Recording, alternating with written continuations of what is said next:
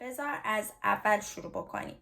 اول از همه این که خب میدونم که الان خسته ای، ولی وقتی که میخوای صحبت بکنی و پرزنت بکنی همیشه لبخند بزن، خودتو خیلی انرژایز نشون بده، یه عالم انرژی داری، لبخند بزن، اصلا عصبانی نباش یا خسته نباش یا مثلا یه جوری نشون بدی که میخوای نشون بدی که کانفیدنتی، ولی برای اساتید کلند کانادا آمریکا فرهنگشون خیلی فرندلیه، حداقل رو در روی هم به هم دیگه فقط میخندن، پشت سر هم ممکنه چیزای دیگه بگن، ولی روی هم وقتی هم دیگه رو میبینن همیشه به هم اسمایل میزنن، میخندن و کلا تو این جامعه آمریکای شمالی هر کی بیشتر الکی لبخند بزنه برنده است همیشه. این چیزی که من یاد گرفتم. خب این نکته اولش.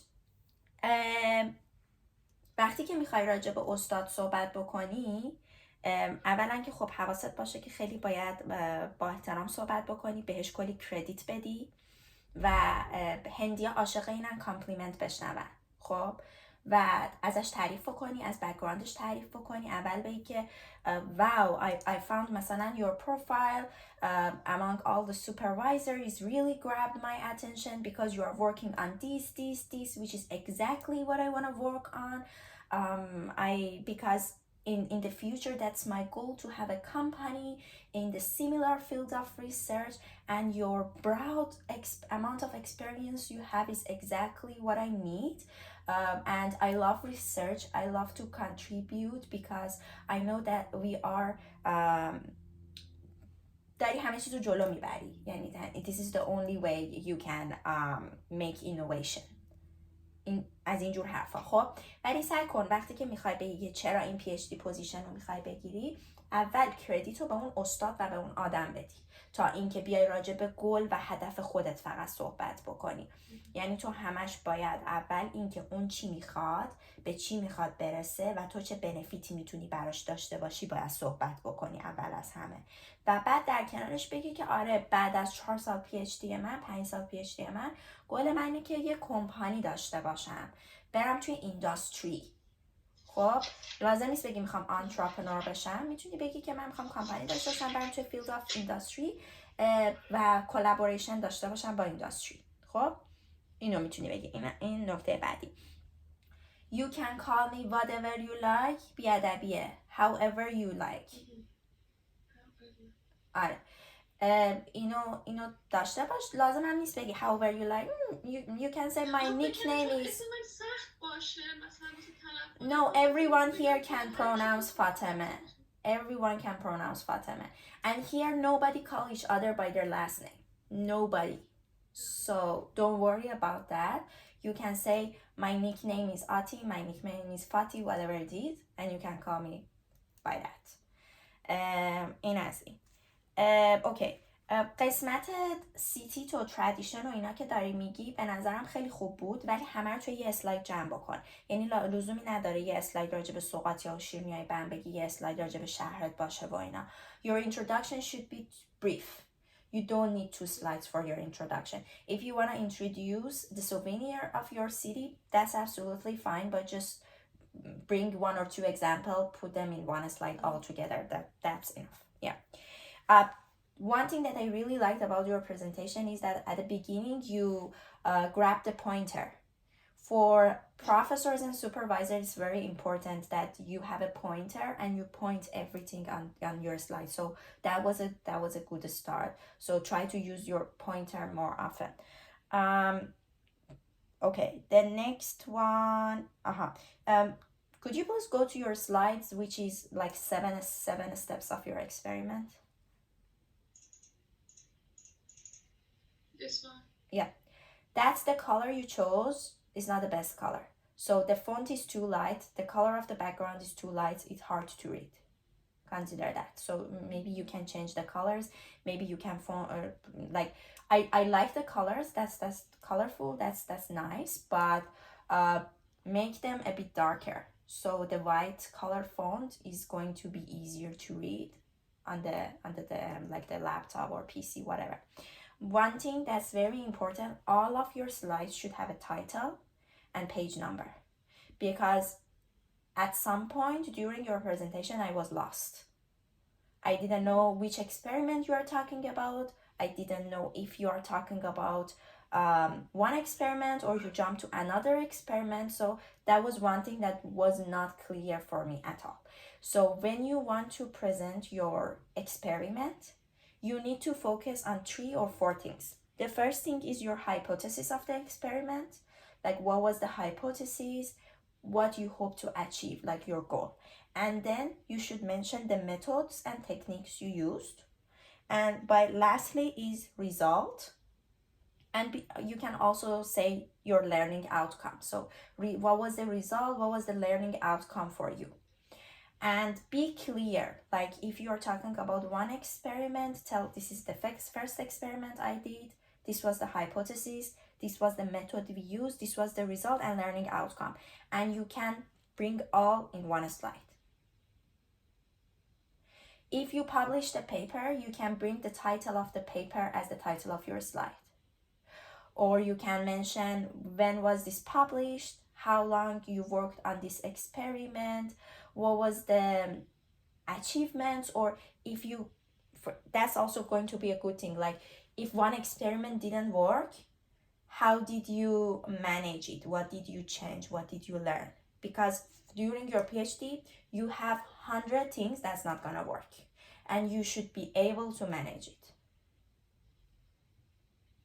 Okay, so if I were you, instead of this colorful stuff, because for people in academia, color and design doesn't matter at all. They don't care about it, like, not at all. I'm not saying that you put a very ugly slide, but they don't care about colors and stuff. So instead, you can add more data.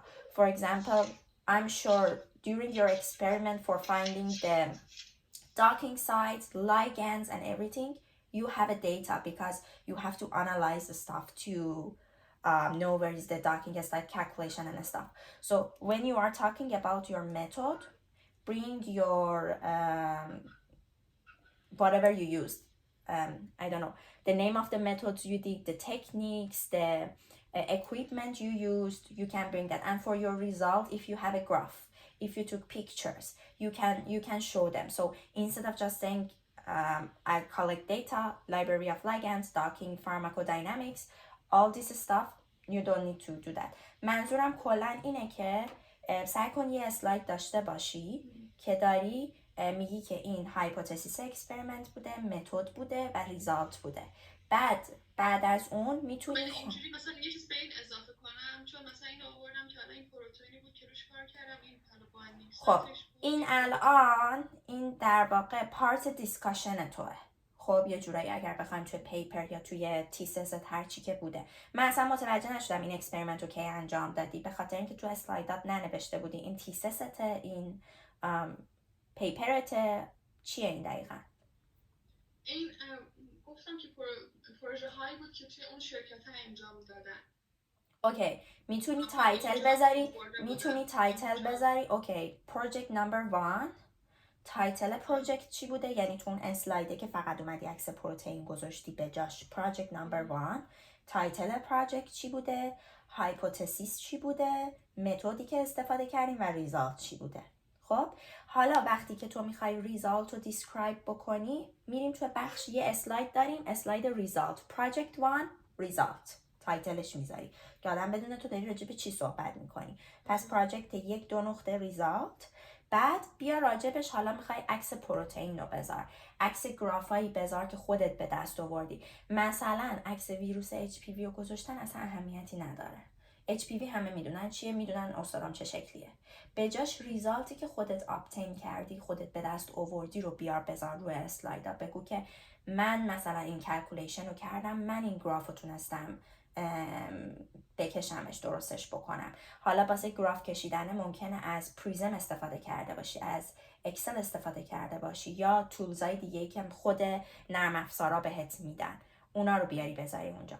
پس این از این. هیومن پاپیلوما ویروس هم H کپیتال باید باشه، اینا رو حواست باشه. خب نکته بعدی این که وقتی که میخوای تلفظ بکنی چیزی رو، خیلی مهمه که تلفظش رو چک کرده باشی قبلا، توپق نزنی. خب الان اپیگالو کتکین اینا نداریم. خب کتکین همیشه CH کین تلفظ میشه. اینو حواست باشه. و تلفظای اینا رو هم میتونی بزنی تو گوگل ترنسلیت برات، بعد وایسش رو گوش بدی. آره اینا اشکالی نداره. بعد یه چیز دیگه هم که من شنیدم، لیگند نمیگیم، لایگند میگیم. آره اینم هستش. به اچم بهت گفتم اصلا من گم شدم راجع به چی و چند تا پروژه داری صحبت میکنی. بعد فایبرونکتین، اینم اشتباه تلفظ کردی، من نوشتم فکر کنم گفتی فایبرونکتین، همچین چیزی فکر کنم گفتی. بعد دیگه اسلاید آخرت از همه مهمتر میگی چرا این PhD پروگرام. بازم دارم بهت میگم اصلا نرو سمت این که چون من میخوام به یه چیزی برسم. تو باید به اون بگی چرا علاقه داری به موضوع ریسرچش و اونو به چی میتونی برسونی. مهمه که تو برنامه 4-5 سال آیندت چیه میتونی بگی، ولی با اون شروع نکن.